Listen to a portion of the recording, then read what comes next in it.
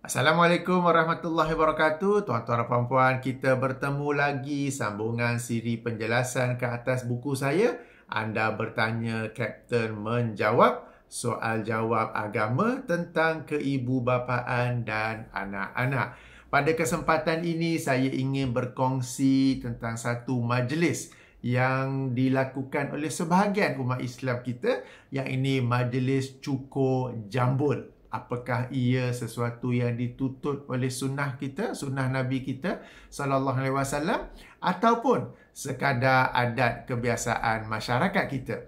Baik, tuan-tuan dan puan-puan, bagi yang memiliki buku ini, kita sekarang di muka surat 88. Okey, pertama yang sunnah. Sunnah Nabi SAW dalam hal ini ialah mencukur rambut bayi, dan yang dimaksudkan ialah mencukur seluruh rambut ataupun seluruh kepala, baik untuk bayi lelaki mahupun untuk bayi perempuan. Dalam sebuah hadis riwayat Imam Abu Daud, Rasulullah SAW bersabda, setiap bayi terkadai dengan akikahnya disembelih untuknya pada hari ketujuh, dicukur rambutnya dan diberi nama. Okey, tentang hari ketujuh ini telah pun saya sentuh dalam video yang lain, bahawa yang afdal ialah hari ketujuh. Jika tak dapat buat pada hari ketujuh, boleh buat pada hari-hari yang lain, ya. Jadi pada hari ketujuh itu apa yang dilakukan? Akikah, dicukur rambutnya dan juga diberi nama. Okey, apakah hikmah di sebaliknya? Alright, saya menulis di sini.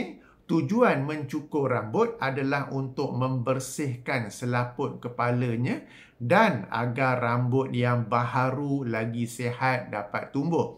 Oleh kerana itulah dalam riwayat yang lain, mencukur rambut juga disebut sebagai membersihkan kotoran. Yang ini hadis daripada Sahih Al-Bukhari nombor 5472, bahawa Rasulullah SAW bersabda, maksudnya, bersama seorang anak satu akikah, maka tumpahkan untuknya darah, yang ini sembelihan akikah, dan bersihkan kotorannya, yang ini mencukur rambutnya, sebagaimana yang dijelaskan dalam Fathul Bari, syarah kepada Sahih Al-Bukhari. Jadi Rasulullah SAW menyebut, ya, bahawa mencukur rambut ini sebagai membersihkan kotoran. Jadi mencukur rambut ini adalah sesuatu yang dianjurkan, baik ke atas bayi lelaki mahupun bayi perempuan. Tapi bayi perempuan, alah kesianlah, takkan perempuan tak ada rambut kot, takkan perempuan botak. Bayi lelaki tak apalah. Jadi tuan-tuan puan, di sinilah letak pentingnya. Kita nak ikut sunnah Nabi, kita nak ikut pesanan Nabi, ataupun pilihan hati kita, cita rasa hati kita. Sebab saya sendiri alhamdulillah memiliki anak perempuan, dan ketika mereka bayi pun saya mencukur sehingga botak. Dan kemudian rambut naik, dan seperti biasa rambut anak ataupun bayi perempuan tak adalah jadi pelik ke apa ke. Alright. Jadi memang masa nak cukur tu macam takkanlah baby perempuan pun nak cukur botak. Tetapi inilah yang dianjurkan oleh Rasulullah SAW, dan inilah yang kita ikuti, baik untuk bayi lelaki mahupun untuk bayi perempuan. Ya, saya faham. Bagi bayi lelaki mungkin okeylah, tapi bayi perempuan takkan nak buat kot. Ya, di sinilah kita membuktikan kecintaan kita kepada Rasulullah sallallahu alaihi wasallam. Seperti yang saya katakan, saya pun sendiri ada anak perempuan, alhamdulillah 2 orang, dan kedua-duanya ketika umur bayinya itu, umur 7 harinya tu, saya pun sendiri, yang mencukur sehingga botak. Dan buat masa tu, ya, dan lazimnya baby pun selalu ada pakai apa nama tu? Tutup seluruh kepala kan. Jadi tak adalah nampak botak sebenarnya. Dan kemudian rambut tumbuh seperti biasa, dan bila sudah pun beberapa masa, ya seperti biasa, seperti bayi perempuan. Dia tak adalah jadi lain ke apa ke. Baik. Menyentuh tentang mencukur jambul itu sebenarnya adalah adat sebahagian masyarakat kita, di mana mereka mencukur jambul di depan ni saja. Sebab apa? Sayang, takkanlah nak cukur botak baby tu. Baik yang lelaki mahupun perempuan, mereka mencukur jambul saja. Jadi itu tidak selari dengan sunnah Nabi SAW. Bahkan boleh masuk dalam satu larangan baginda, iaitu apa yang disebut sebagai qaza. Qaza ini ialah mencukur sebahagian ke rambut ataupun sebahagian kepala dan membiarkan rambut di sebahagian yang lain, ya. Di sini saya ada jelaskan definisinya berdasarkan Fathul Bari. Qaza ialah mencukur sebahagian rambut di mana bahagian di mana-mana bahagian. Maaf sekali lagi. Qaza ialah mencukur sebahagian rambut di mana-mana bahagian kepala, sementara di bahagian lain rambut dibiarkan. Jadi Abdullah ibnu Umar radhiyallahu anhuma pernah berkata dalam sebuah hadis riwayat Imam Al-Bukhari juga. Hadis-hadis tersebut ada dalam buku ini. Okey. Beliau berkata, saya mendengar Rasulullah sallallahu alaihi wasallam melarang qaza.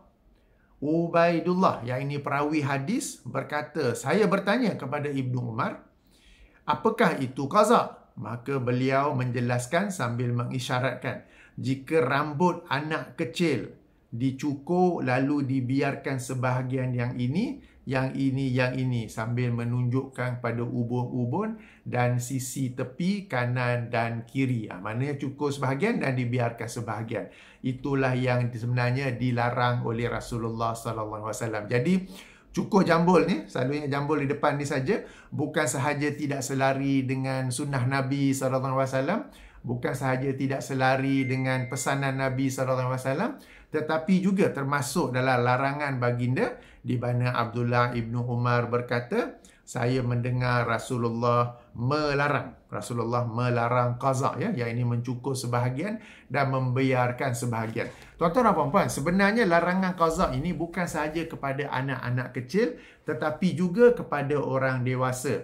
Katakan macam fashion ataupun style sekarang ini, rambut di tepi dicukur, dibiar di sini saja. Ataupun adalah fashion-fashion lain, ya. Sebenarnya itu termasuk dalam larangan qaza, ya, larangan daripada Nabi sallallahu alaihi wasallam. Jadi bila sendiri potong rambut atau bawa anak-anak potong rambut, jangan ikut style macam itu, ya. Kadang-kadang kedai itu pun saja nak buat, kononnya lagi handsome, kononnya nampak lagi awesome, lagi happening ke apa ke. Tapi beri perhatian tentang larangan qaza ini, ya. Baik, jika pada satu aspek ada adat mencukur jambul, maka ada pula adat lain pula bahawa mereka hanya memotong beberapa helai rambut buat cukup syarat saja. Okey, dan saya pernah menghadiri satu majlis, saya dijemput. Okey, kita pun hadir sama, ingat majlis cukur kepala, majlis akikah macam biasa, tetapi okey, dia cukur rambut, tetapi baby tu maknanya duduk dalam rumah macam satu circle. So baby tu dipasing, masing-masing cukur, potong satu saja. So macam mungkin 10-12 orang. Okey, dipasing-pasing baby tu, cukur, potong sikit. Bila sampai kepada saya tak, pasing. Okey, saya tak nak buat benda-benda mengarut macam itulah. Tapi daripada cukur seluruh kepala, beralih kepada cukur jambul sekarang ini bukan sekadar cukur jambul, tapi hanya potong beberapa helai rambut saja. So kalau nak ikut sunnah Nabi, cukur seluruhnya. Tapi bila nak cukur jambul saja, okey, dah larang qaza, mungkin dah tahu tentang hadis tersebut, maka sekarang ini ada pula style ataupun trend hanya potong beberapa helai rambut sahaja. Okey, dan saya pun hadir majlis tu sebab kita pun tak tahu kan, orang jemput, kita pun hadir. Tapi dok tengok pasing, pada time sampai kepada saya, kita pasing. Teruskan. Saya tak mau terlibat sama, kita kena bertegas dalam perkara ini, ya. Lepas tu jumpa tuan rumah tegur. Apa buat tu Syekh yang potong macam tu saja tu? Okey, kita kena tegur sebab asyik nak jaga hati saja. Sampai bila masyarakat kita nak tahu benda yang salah, benda yang betul, kan? Cuma kita tak adalah tegur depan majlis tu. Kemudian tu sembang-sembang pergi tu, ni tanya sikit, tadi tu majlis apa tu? Yang Nabi pesan cukur seluruh rambut, bukan potong 1, 2, 3 helai saja. Kita kena tegur. Okey?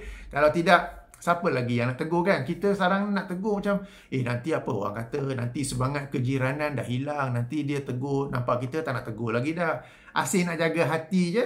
Sampai bila kita nak menyampaikan sunnah Nabi kepada masyarakat? Orang yang buat tu mungkin dia tak tahu, mungkin dia sekadar tahu itu saja. Tapi kalau tak ada orang nak bagi tahu, masing-masing nak jaga hati saja.